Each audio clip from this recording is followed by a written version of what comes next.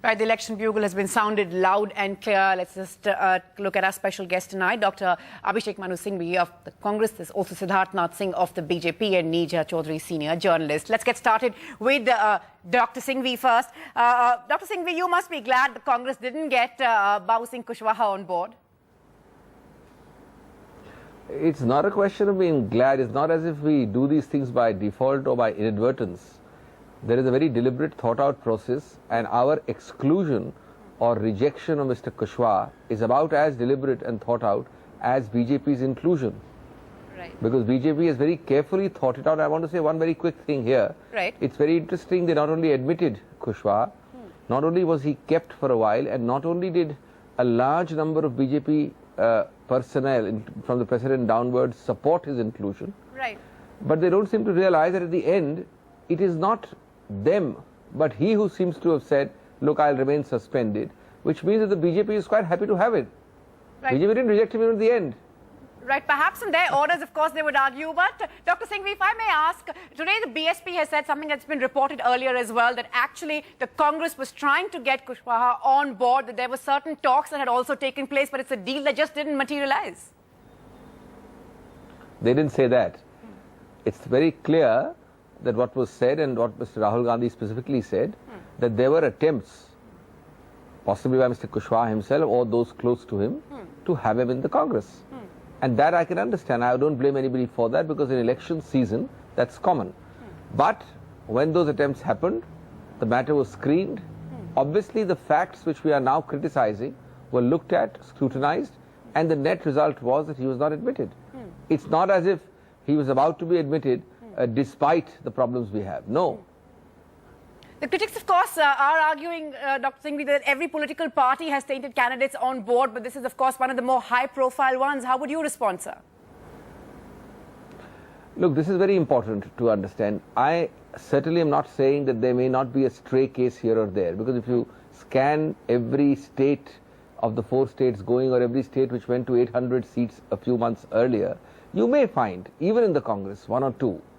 But the real point is that if you look around you today, I don't think there is any party in India which has so consciously distanced itself from anybody with a reasonable prima facie mark of taint or stigma. Right.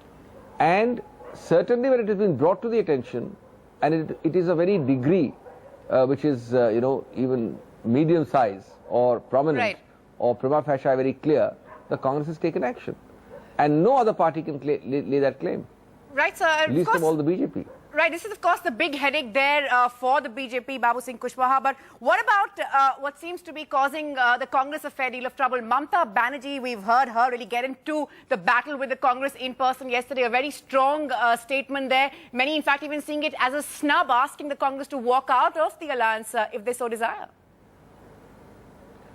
Natasha, I've already clarified this. The words were strong, no doubt. I'd be less than candid if I didn't admit that. Right. And there are disagreements for all to see. After all, there was a vote which went the other way as far as that ally was concerned. But I think the real point is twofold. One is that a war of words on the press through your channels doesn't help and doesn't really matter at the end of the day. Right. She has said something, especially in the local context in West Bengal, at a press conference. And if somebody was to react to it, and then it goes back to her and she reacts to it again, it's just an escalating war of words. It has no meaning. Right. What really matters is to sit down and evaluate the relationship. I have no doubt that each of us, both of us, consider that relationship sufficiently valuable that the relationship has to be taken as a factum, has to go on. Now, all the other chick surrounding it has to be sorted out. There's no doubt about that. And I have no doubt that in the very near future, especially as we get progressively freer from these elections, it will be sorted out. Right, so it's not as if we don't value the relationship on either side. Right. So you're saying, Dr. Singhvi, that you can still do business with Mamata Banerjee. We've seen how she's stalled, of course, key reforms, FDI. There's of course been her steady position there. We are doing business. We are still allies. We are together. We are doing business on a daily basis.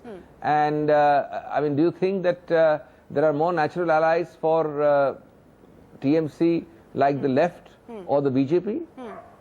And does that sound realistic to you?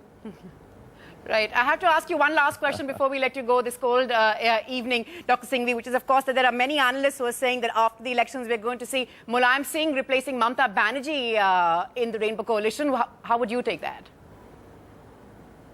No, you'd obviously have to be a crystal gazer and a fairly good astrologer to kind of start predicting such kind of results. But we'll have to wait and watch.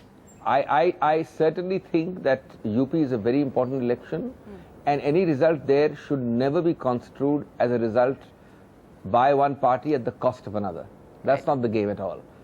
As and when the UP expands its alliance base, the more it expands, the good for it, the better for it. But that doesn't mean it's at the cost of existing players and existing constituents of the alliance.